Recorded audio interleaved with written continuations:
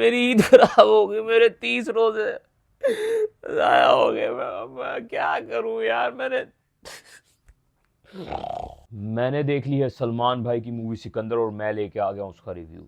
अगर आप लोग सोच रहे हो कि मैं ऐसे क्यों बोल रहा हूँ, तो मैं इस वीडियो में ऐसे ही बोलूंगा क्योंकि सलमान भाई ने भी पूरी फिल्म में ऐसे ही बोला है। उसका रीजन ये है, लिपसिंग तो पूरी आउट ही थी, वॉइस ओवर भी किसी काम की नहीं थी। आई नो कुछ लोग बोलेंगे कि सलमान भाई की रिब्स टूटी हुई थी, इस वजह से वो मूवी में थोड़े से मसले मसाइल हो गए। लेकिन देखो, रिब्स टूटी हुई थी, स्क्रिप्ट भी होनी चाहिए, कोई स्टोरी भी होनी चाहिए, कोई स्क्रीन प्ले भी होना चाहिए। कुछ भी कभी भी कहीं भी हो रहा है, एक जगह पे सीन सुनाया जा रहा है, दूसरी जगह पे उसका रिएक्शन मिल रहा है। एक शहर के 3 जगहों पे स्टोरी चल रही है, तीनों जगह सेम ही बात हो रही है। वो बॉयफ्रेंड अपनी गर्लफ्रेंड से ब्रेकअप करने आया, तो तीसरे घर में जो बात चल रही है जिसके चक्कर में उस गर्लफ्रेंड की आंखें खुल गई कि नहीं सिकंदर भाई, मैं आपकी बेगम का ये करूंगी। यार सीन ये है कि बहुत ही मीडियोकर फिल्म थी। ए आर मुरुगदॉस की डायरेक्टेड फिल्म है, जिन्होंने गजनी बनाई थी। उनका मैंने एक इंटरव्यू देखा, उन्होंने बोला था कि इस फिल्म में कोई ट्विस्ट होने वाला, कोई बहुत बड़ा ट्विस्ट होने वाला। तो मैंने उस चक्कर में फिल्म देख ली, ईद खराब कर ली मैंने। मैं चाह रहा था 2x हो जाए, 5x हो जाए, फिल्म खत्म हो जाए। एक तो जो डायलॉग डिलीवरी कर रहे थे ना सलमान भाई, मेरी बीवी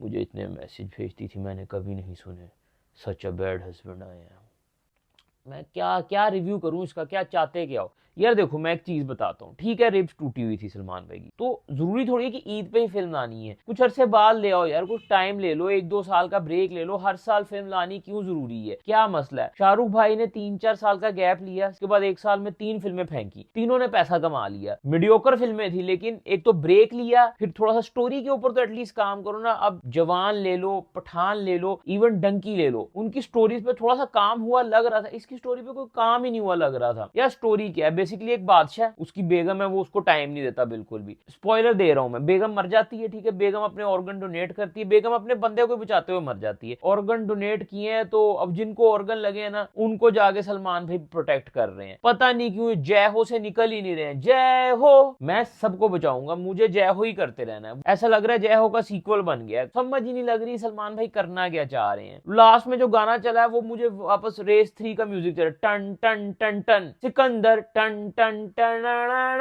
टन टन टन टन, पूरा रेस का म्यूजिक उठा के चेप दिया है रेस बैकग्राउंड। पता नहीं क्या यार, मेरा माइग्रेन होने लग गया मुझे, इतनी मतलब खत्म ही नहीं हो रही थी यार फिल्म। फिर ऊपर से वो एक तो गाना जो हीरोइन बीच में गाना गाती है, हमको मिली लिपसिंग किधर है भाई, कोई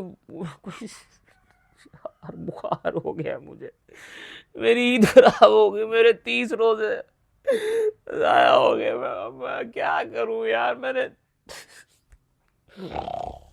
चली जा रही है फिल्म, खत्म नहीं हो रही, फिर एंड में कुछ भी होने लग गया है। अब स्टोरी एंड तो करनी है यार, अगर ए आर मुर्गदौस साहब बैठे हैं, सलमान भाई बैठे हैं, स्टोरी खत्म करनी, कैसे खत्म करें। चलो यार एक सीन बनाते हैं, कंडप्पा की पटराई करवा देते हैं सलमान भाई से, और जंप कट ऐसे करेंगे पता ही नहीं चल रहा किधर क्या हो रहा है। एंड में एक टाइम में हॉस्पिटल में है, एक टाइम में एयरपोर्ट में, एक टाइम में कहीं है, कौन कहाँ है, क्या चल रहा है, कुछ समझ नहीं लग रही। फिर ऊपर से मुझे तो अजीब सा लग रहा है यार, वो अपने जो माधव थे गोलमाल फ्रेंचाइज वाले। He's calling you Madhav, then he'll call you Lakshman, then he'll call you Gopal. Nah, this is Seal. And that's Dicky. 3 idiot वाले भी, उन्होंने एक टाइम में गोलमाल करके ना अगले पार्ट में आने से मना कर दिया था कि यार मैं ना कॉमेडी से मैं थोड़ा सीरियस रोल करना चाह रहा हूँ। फिर उन्होंने 3 इडियट्स की, नो डाउट अच्छी फिल्म की, उसके बाद वो ये कर रहे हैं। अच्छा वो भी इस फिल्म में वही करें। बादशाह साहब भी गए थे ना, बादशाह साहब गए थे कि क्या गए थे, बादशाह साहब पता नहीं क्या था यार, जो भी था ऐसी ओवर डिलीवरी कर रहे थे वो भी। मुझे एक सेकंड को तो लगा मैंने कहीं, वो जो एक तो 2x होता है ना जिसमें स्पीड तेज होती है, एक -2x होता है, मुझे लगा -2x पे वो डायलॉग डिलीवर कर रहे हैं, ऐसे लग रहा था। बादशाह साहब, वो महारानी साहिबा अभी बीमार है।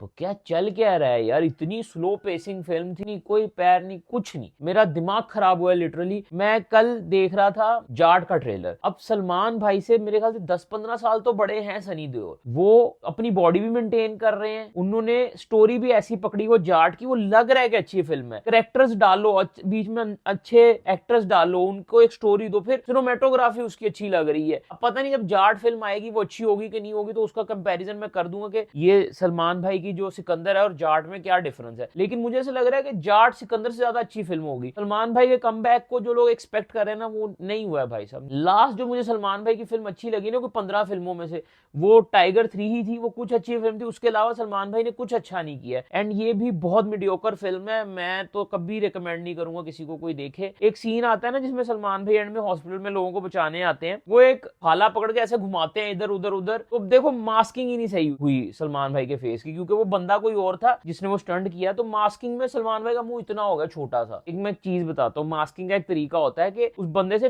प्लास्टिक के डंडे से वो स्टंट करवा दे ताकि एक्सप्रेशन सेम होते। वो स्टंट हो रहा है, सलमान भाई का फेस ऐसे।